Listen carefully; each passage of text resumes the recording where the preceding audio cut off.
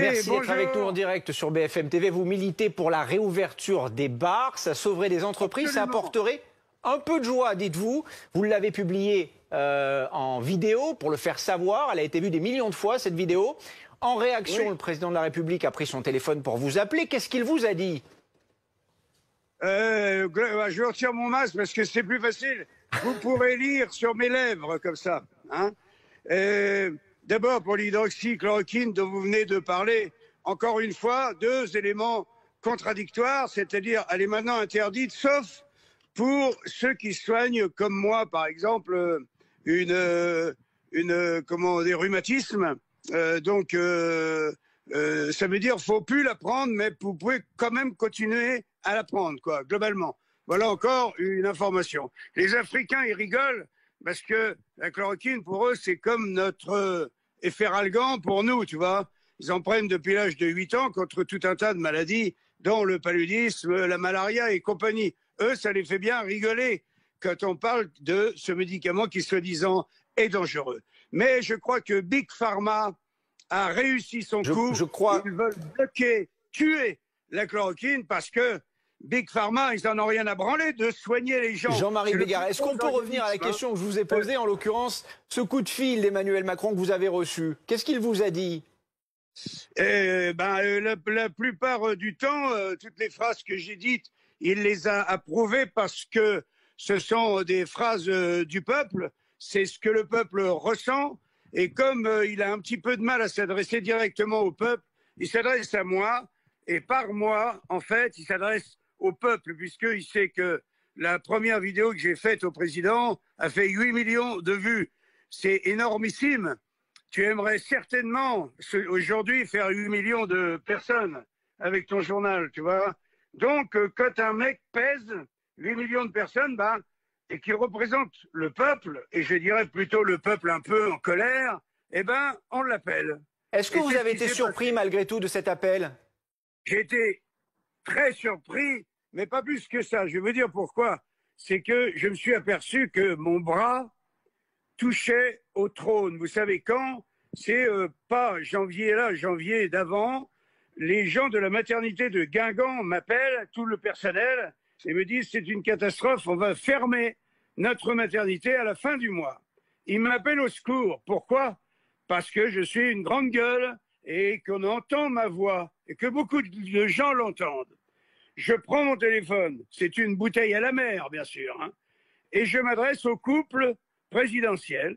Je suis très familier et très correct et élégant avec eux. Je dis Emmanuel, Brigitte, je fais appel à ton cœur de femme.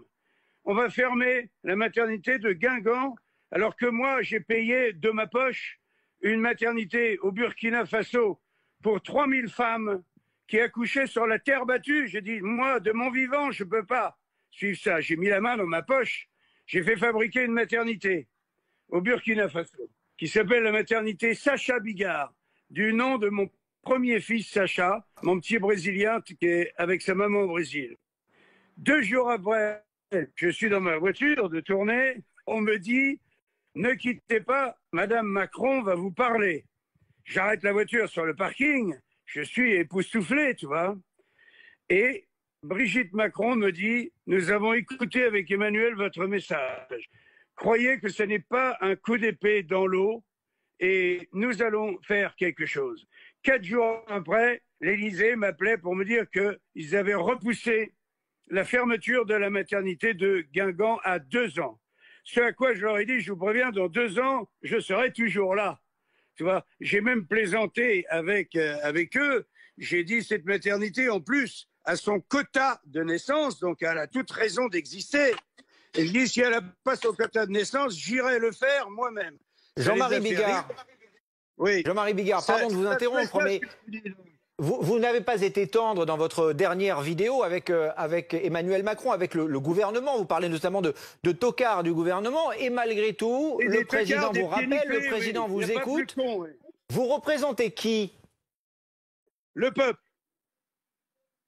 En tout cas, 8 millions de personnes. Si tu retires les bébés et les vieillards, ça fait une sacrée grosse partie du peuple. Vous pensez avoir une influence sur Emmanuel Macron et Brigitte Macron? Le président m'appelle, hein, qu'est-ce que tu crois?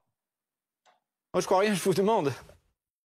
C'est pour ça que je lui ai dit, si j'avais représenté 12 personnes, il n'aurait peut-être pas pris soin de m'appeler. Mais là, pour lui, c'est quand même intéressant parce qu'il est assez déconnecté du peuple. Donc, en s'adressant à moi, il a encore ce passage avec le peuple. Moi, je suis évidemment, je suis un gilet jaune, je suis à la fois un ami de la police, je suis un petit peu tout, mais en tout cas, je parle avec mon cœur et donc les gens m'écoutent. Vous parlez avec votre cœur. Est-ce qu'il vous a entendu? Est-ce que vous lui avez parlé comme ça, Emmanuel Macron, comme vous parlez à tout le monde, comme vous me parlez maintenant? Je parle en ce moment. Qu'est-ce qu'il vous a dit, lui, précisément? Eh bien, que, par exemple, la deuxième fois, c'est appelé plusieurs fois, j'avais réclamé dans ma vidéo un putain d'échéancier. Parce que, une nouvelle fois, il disait oui, oui, ça va venir. Hein, les masques, oui, oui, on les a commandés et là, on est en attente. Mais après, j'ai prévu un grand plan avec plein de milliards. Et moi, je lui ai dit, mais on n'en a rien à branler, des milliards d'après. Là, c'est aujourd'hui qu'on est dans la merde. Et qu'est-ce qu'il vous a dit? Quand les médecins auront, les généralistes, les médecins de ville, quand ils auront suffisamment de masques. Beaucoup sont morts car ils ont contacté leurs patients sans masque puisqu'ils n'en avaient pas. Ensuite, je lui ai dit comment on peut entendre autant de conneries de la part de gens qui sont très proches de vous. Comment est-ce que Jérôme Salomon ou d'autres peuvent nous dire non, les scientifiques ont dit non, c'est pas bon le port du masque pour tout le monde, c'est pas bon, c'est plutôt même dangereux. Jean-Marie Bigard, moi j'ai l'impression d'entendre un homme politique me parler là. On les avait pas les masques. Et une semaine plus tard, ils nous disent le masque est obligatoire. Est-ce que vous allez faire de la politique, Jean-Marie Bigard, au-delà de votre engagement à Paris? Bande de tocards comme ça, qui disent tout et leur contraire. C'est pour ça que j'ai dit, je reprends ton expression, Emmanuel, t'as qu'à traverser la rue pour avoir du boulot. Et bien là, t'as qu'à traverser la rue pour prendre n'importe quel tocard qui sera meilleur que cette bande de menteurs. Et les plus dangereux sont les menteurs. Jean-Marie Bigard, vous le savez peut-être, puisque vous avez l'air d'être très bien informé, à l'Élysée, une candidature dissidente est une hypothèse qui est prise au sérieux, à l'image de ce qu'avait fait un peu Coluche en France dans les années 80 ou de ce qu'a fait plus récemment l'humoriste Beppe Grillo en Italie. Est-ce que cette candidature, ce pourrait être la vôtre? Eh bien, ça pourrait, si ça pouvait aider au peuple à avoir une voix sincère qui ne ferait partie d'aucun parti politique. Oui, ça pourrait me tenter. Par exemple, j'ai soutenu Marcel Campion. Il était d'aucun parti pour la candidature à la mairie de Paris. C'est ça que j'aimais bien. Il était pour essayer de rendre la ville lumière, la ville de la fête, qui est devenue la ville des rats, d'essayer de retrouver un peu de superbe. Et cette candidature, Jean-Marie Bigard, il faut bien le dire, ça a été un échec. Est-ce que vous seriez candidat à la présidentielle de 2022 ? Est-ce que vous seriez prêt à franchir le pas ? Je viens de répondre que ça pourrait m'intéresser si je sentais l'utilité d'avoir quelqu'un de sincère qui représente réellement le peuple. Vous avez le sentiment que le président, que le gouvernement ont pris la mesure de la colère des Gilets jaunes ? Mais ils ne prennent aucune mesure. D'ailleurs, tu remarqueras que Parlement et gouvernement, ça finit par ment, du verbe mentir. Tu comprends ? Donc on ne peut pas y arriver comme ça. Bien sûr qu'ils ne comprennent absolument pas. Il n'y a aucun lien entre eux et le peuple. Mais un jour, quand le peuple va vraiment se réveiller, ça va faire très très mal. Hein, il va falloir que des têtes tombent après tout ça. Ce coup de fil, quand vous dites des têtes tombent, on imagine qu'évidemment que c'est au sens figuré. C'est ce que je vais expliquer le 20 juin. Je fais un spectacle en streaming le 20 juin de 19h30 à 20h30. Et vous promettez deux choses, des révélations, et je vais vous citer, pardon, du sang et du sperme. Qu'est-ce que vous allez dévoiler ? Comme vous n'imaginez pas, ce qui n'est pas le cas là aujourd'hui, puisque je me réserve pour cette soirée en streaming le samedi 20 juin de 19h30 à 20h30. Une petite question toute simple. Jean-Marie Bigard, vous avez reçu là, un coup de fil du président de la République. Est-ce que vous n'avez pas le sentiment que ce coup de fil, c'était peut-être aussi pour pour essayer de maîtriser votre voix, Bien vos sûr. critiques? Bien sûr que c'est évident, puisque je représente un danger potentiel. Tu comprends? Je le sais, ça n'est pas la première fois que ça m'arrive. J'ai 66 ans, tu vois, et j'ai serré beaucoup de fois la main de Jacques Chirac. Le président Sarkozy m'a emmené au Vatican voir le pape, et il m'a emmené voir le pape comme le plus gros donateur individuel français. Il a raconté ça au Saint-Père, tu vois, et j'ai été très honoré. Donc je sais que mon bras, comme on disait avant, touche au trône. Ça veut dire que je sais que le premier coup de fil que m'a donné Emmanuel Macron, il m'a dit, c'est Patrick Sébastien qui m'a donné votre téléphone. Je vous ai écouté, je vous écoute toujours. J'aimerais bien parler avec vous.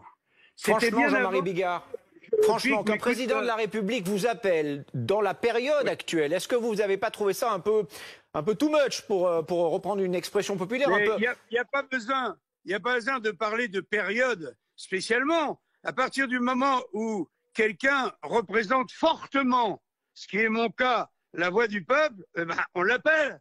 Vous avez trouvé ça normal, tout à fait normal que le président de la République vous appelle? Tout le monde s'est offusqué que François Mitterrand appelle Guy Bedos. Dis-moi, est-ce qu'on s'en est offusqué à l'époque? Pourquoi des gens essayent de me traîner dans la merde? Parce que y en a même qui disent presque que je vais profiter de ça. Mais j'en ai rien à foutre, moi. J'ai dit aux journalistes, je n'ai peut-être pas de carte de presse, mais j'ai une paire de couilles. Et peut-être que vous n'avez rien à dire au président d'intéressant. C'est sûrement pour ça qu'il ne vous appelle pas. Mais la différence entre, par exemple, François Mitterrand et Guy Bedos, c'est que, sauf erreur de ma part, à l'époque, Guy Bedos n'avait pas insulté François Mitterrand. Vous avez insulté quand même Emmanuel Macron et ce dernier prend son téléphone pour vous appeler. Je l'ai sollicité par des mots et des phrases du peuple, qui émanent en tout cas du peuple. Et il a été touché par ça. Il n'a pas rappelé le mec qui lui a chié dessus. Il a rappelé un homme, pas l'auteur du lâcher de salope. Il a rappelé Jean-Marie Bigard. Parce qu'il pense que ce que dit Jean-Marie Bigard est très écouté par le peuple.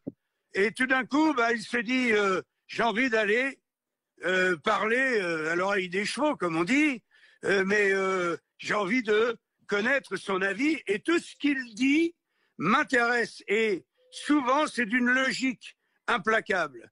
C'est ça, moi, je n'ai aucune compétence dans quelque secteur politique que ce soit. Mais je sais dans beaucoup d'endroits ce que je ferai. En ce moment, par exemple, j'ai entendu avant-hier, il y a un rapport qui dit que la fraude aux aides fiscales a augmenté de 183%. 45 milliards d'euros. Ni le Parlement ment, ni le gouvernement ment, ne s'en occupe. On n'en a rien à branler de 45 milliards, franchement.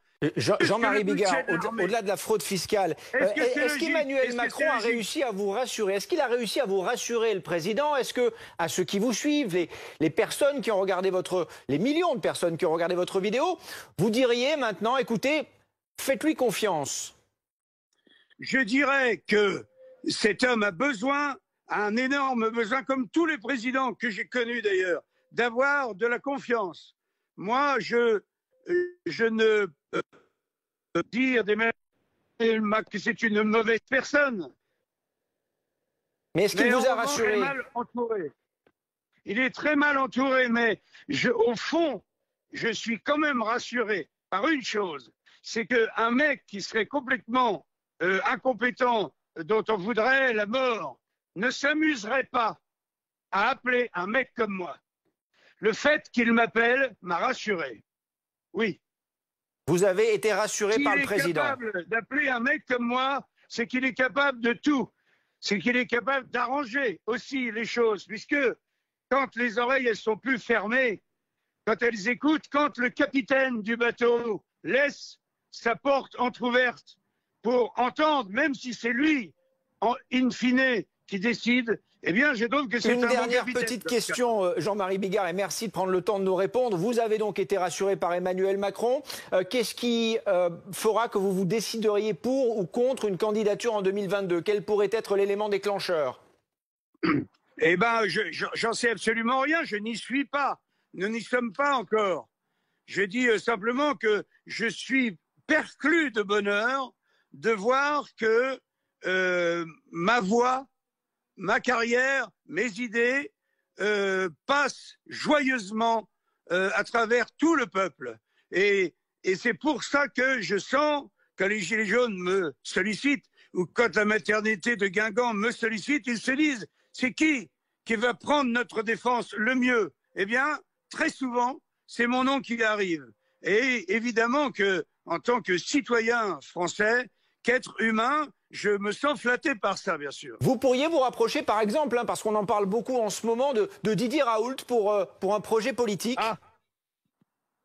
Encore une fois, je répéterai, les sociétés de laboratoire, dont, par exemple, le mari d'Agnès Buzyn, sont des ennemis jurés. C'est pas ma question. Ma question, elle est très simple, Jean-Marie Bigard. Est-ce que vous pourriez vous rapprocher, s'il vous plaît, de Didier Raoult pour un projet politique?